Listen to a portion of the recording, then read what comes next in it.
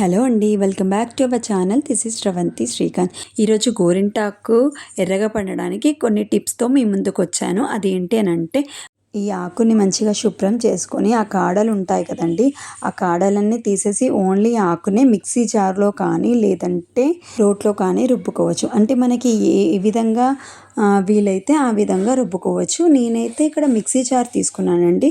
ఆ మిక్సీ జార్లో నేను క్లీన్ చేసుకున్న గోరింటాకుని వేసి, సీక్రెట్ ఇంగ్రీడియంట్ ఇంకొకటి ఉందండి ఇక్కడ. అదేంటి అని అంటే పెరుగుని ఒక 2 స్పూన్స్ కానీ ఒక 2-3 స్పూన్స్ అంటే మన దగ్గర ఉన్న ఆకుని బట్టి క్వాంటిటీ తీసుకోవచ్చు. నేనైతే ఇక్కడ 2 స్పూన్స్ తీసుకున్నాను.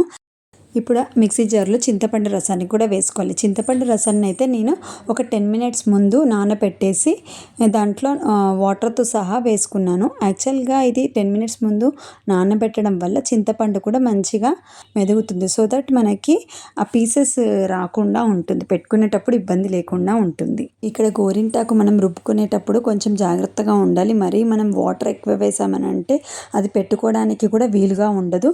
సో మరీ గట్టిగా అయిందంటే కూడా మనం పెట్టుకోవడానికి రాదు. సో మరీ ఎక్కువ వాటరీగా కాకుండా మరీ గట్టిగా కాకుండా అంటే మెత్తగా, అంటే మనం ఒక పేస్ట్ లాగా రెడీ చేసుకోవాలి.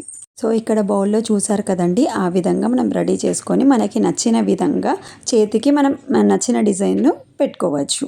నేనైతే సింపుల్గా రెగ్యులర్ డిజైనే పెట్టుకున్న ఒక హాఫ్ అన్ అవర్కి నాకు చేతికి కూడా డ్రై అయిపోయింది. తీసిన వెంటనే నాకు ఈ విధంగా ఎర్రగా అయిందండి. నెక్స్ట్ టైం గోరింటాకు పెట్టుకున్నప్పుడు మీరు కూడా ఇలాంటి టిప్స్ ఫాలో అవ్వండి. మీకు కూడా హాఫ్ అన్ అవర్లోనే ఎర్రగా గోరింటాకు పండుతుంది. సో డెఫినెట్గా ఈ టిప్స్ని ఫాలో అవ్వండి.